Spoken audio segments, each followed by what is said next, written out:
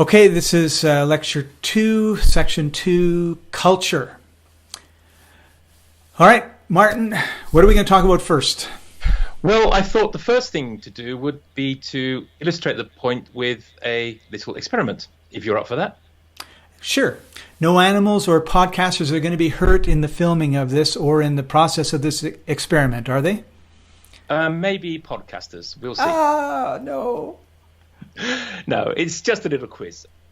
Something that a lot of foreigners don't understand is that there are very big cultural differences, not just between foreigners and native speakers, but between native speakers from different countries. So between Canadians and Americans, between British and Australians, we have problems because we have different language, we have different culture, different TV shows. For example, there are TV shows in the United States that nobody has heard of in the UK, and vice versa. And I guess in Canada as well, there are a lot of things that you're finding when you talk to British people or Australians that they have no idea about. Yes, absolutely. And a great example of that is the game of football in Canada and the United States has an oblong oval ball, and the game of football everywhere else in the world, in fact, is a round ball, and we call it soccer, but everybody else calls it football. And then you have if I go to get a burger, I'll have chips with that or French fries, right? We get them confused all because a chip for me is totally different than a French fry. But then you've got fish and chips in England, so. Yep, guilty as charged. Yep. And what about Canada? Is soccer football in Canada, or it's soccer? You say soccer. Yes. Is that just to annoy the Americans, or? No. Okay. All right. So yes, there's a very interesting story actually that I love this one. Maybe it's not true. It's one of those things you might find on Snopes.com. But there was a famous film that won an Oscar actually, and it was called The Madness of George III. George III because he was the third king who was called George. But when it went to the United States and they put it in the theaters there and called it The Madness of George III, the audience weren't going. They thought, oh, I've missed George I and George II, so I'm not going to go and see George III. So they had to rename it The Madness of King George because the Americans didn't get the reference to the third king. The third king. Yeah. That's hilarious. I didn't know that. Yep. So anyway, that's why I thought a quiz would be interesting. So I thought what we'll do is I will ask you 3 questions about British language or culture, and you ask me 3 questions about Canadian culture, and we'll see whether we know anything about each other's language. And I thought also if we pause a little before we answer, that will give the viewers a chance also to think of their own answer, and maybe they will do better than we do. Right. This is a participatory activity. We want everybody to participate and listen to Martin, listen to me, write down your answers, and see how close you come. It'll be really fascinating. And then in the Q&A, let us know your feedback on it and any insights you've got. Yeah, maybe they'll all do better than we do, so we'll see. All right, so we're going to take turns? Yep, me, you. All right. Age before beauty. I'm not sure who should be saying that one. Okay, so the first question, Scott. Which city in the UK does a Geordie come from? Which city does a Geordie come from?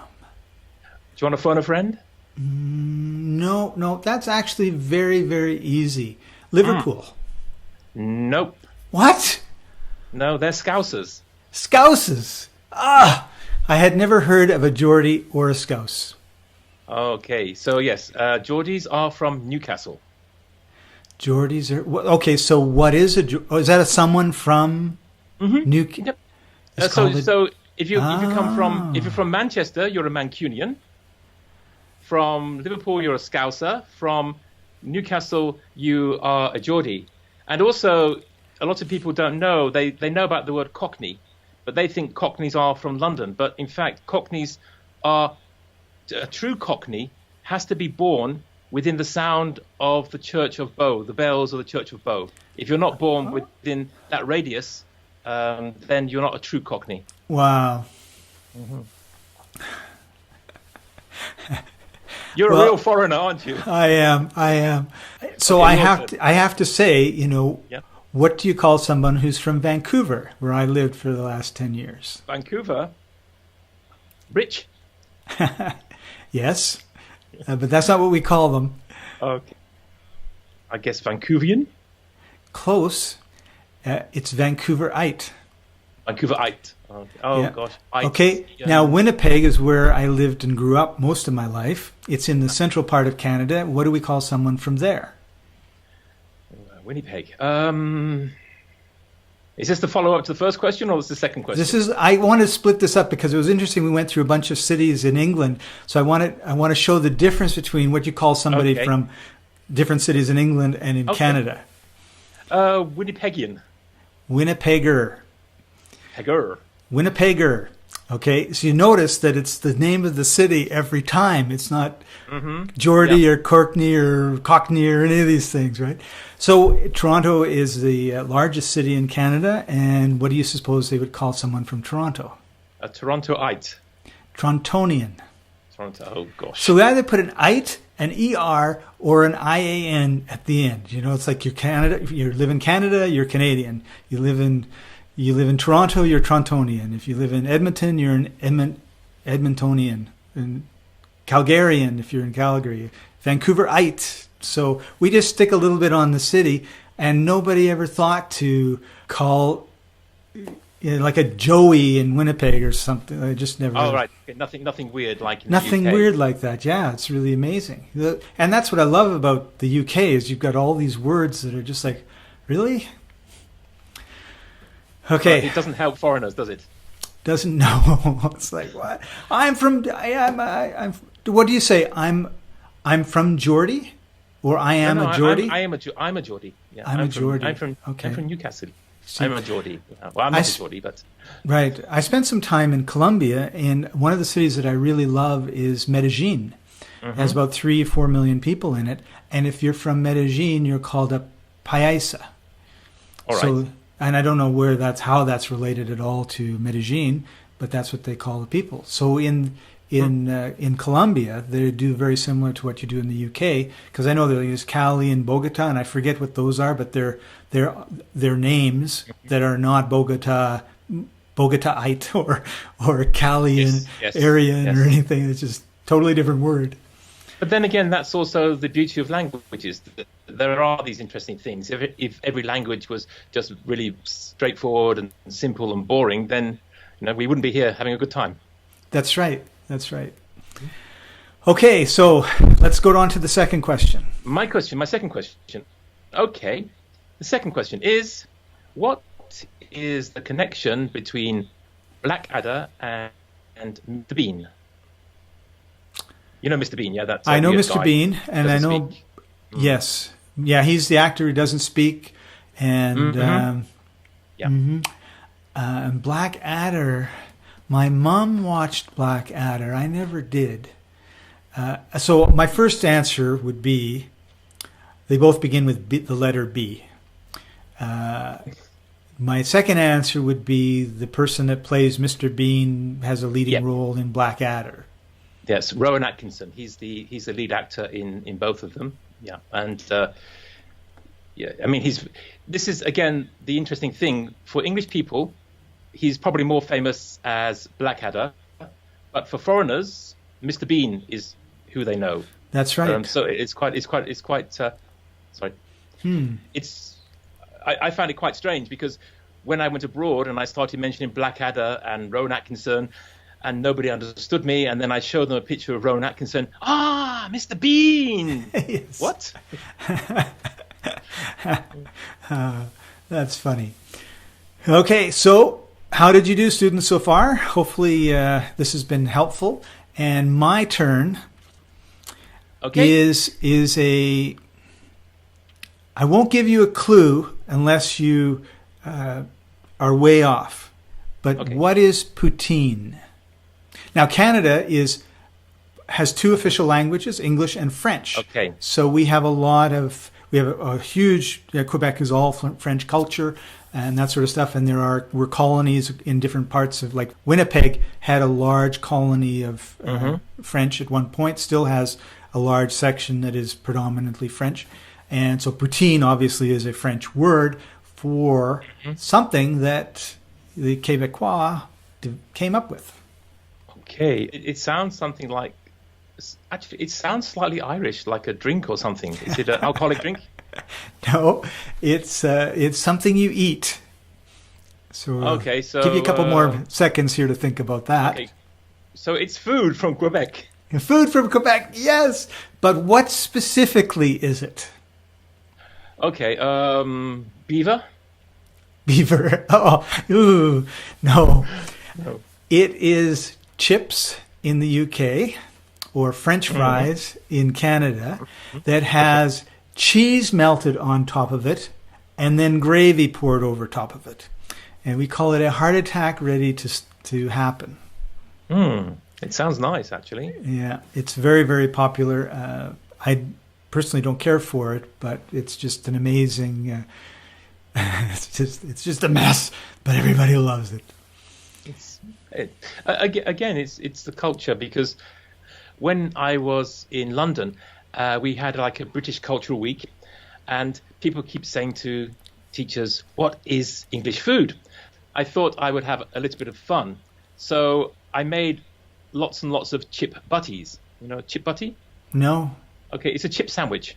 You get a couple of okay. slices of bread, lots of butter. You put the chips in the middle, and you squash it down like that, and all the students were like, "Oh my God, that's disgusting, that's horrible." And they started eating them. And they thought, actually, that's quite nice. And by the end of the day, each student had about 3 or 4 chip butties. And they were saying, can we have some more? And so sometimes it's the idea of something that's different, because they have that in many countries. In Spain, for example, they have tortilla and they have pinchos. They just put potatoes, with egg, and they cut into slices and they put it on a piece of bread, which is really just a chip butty without the butter. Wow. Okay. All right. So, final question. Oh, yes. It's my turn again, is it? It is. By the way, who's winning? I think you are. It's a tie. It's a tie. This is the tiebreaker. You're very diplomatic. Okay, final question. In Scotland, what is first footing? First footing. Okay, I'm just going to give everybody a couple seconds to think about this. Write down what it is. It's obvious what it is, but you may not be aware of it. But the first footing is in Scottish rugby, when the first person to actually grab the ball puts his foot down and starts forward. That's a fantastic answer, Scott. Thank you. It's completely wrong. I'm not surprised. But you sounded so confident. Yeah. Okay, no, first footing is about Hogmanay. Hogmanay is New Year in Scotland. Oh. And the idea is that the first person who visits your house in the new year, if they bring a piece of coal, and if they have black hair, then they will bring you luck and prosperity for the whole year. And that's the first footing? First footing, yeah. It's about who passes over your threshold first in the new year. Oh, first step, first foot into the house. Ah, yep. Okay. How brilliant. So, with coal. Of course. A piece of coal or with black hair. Both. Or both. Oh, interesting. And of course, 100 years or 200 years ago, having a chunk of coal meant that you would be warm in the wintertime. Symbolic, yes. Symbolic, yeah. Okay. Cool. My question then is, and you had already asked if the answer to one of my questions was eating beaver or something like that. So we're going to go back to the beaver. And of course, the beaver is Canada's national, I don't know if it actually is their national animal or not, but it's very, very associated with Canada. And it's an animal that will chop down trees with its teeth, make these dams, causes lots of havoc and problems that way. And it has a flat tail that it smacks as a warning to let everybody, all the other beavers, know that there could be danger around. So that's one definition of a beaver tail and how it's used, but there is a second.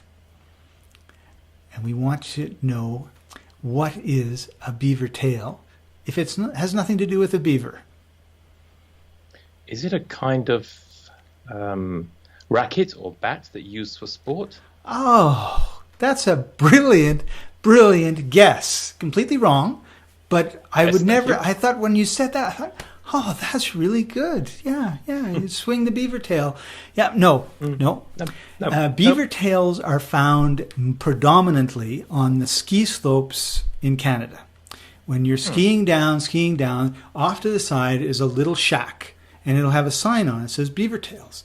And after you've gone down 3 or 4 or 5 or 6 times, you start getting a little hungry. So you swip over to the shack and you say, I would like a beaver tail, please. And they give you this flat fried piece of, I guess, bread, like it would be like a flat bread that's deep fried. And then they sprinkle sugar and cinnamon on it and a little, well, I guess I was going to say butter, but I think the fat from the frying is good enough.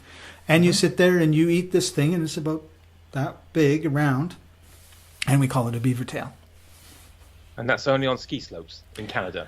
The only place I have ever seen it is on ski slopes. And maybe the odd, you might find it like at a fair. They might have beaver tails, but I think they usually have other stuff. But on the ski slopes for sure. Every ski slope has a little shack somewhere where some guy fries up beaver tails for the skiers. I am a beaver tail fryer. Interesting job. Yeah, interesting job. Okay, so how did you do? Were these like, oh my goodness, like no wonder I don't understand people from these different cultures? Because we just talked a little bit about Canadian culture, UK culture, and really Canada was founded on a colony of Englishmen and Scots and Irishmen. So we kind of have the same roots, and we had no idea about these terms.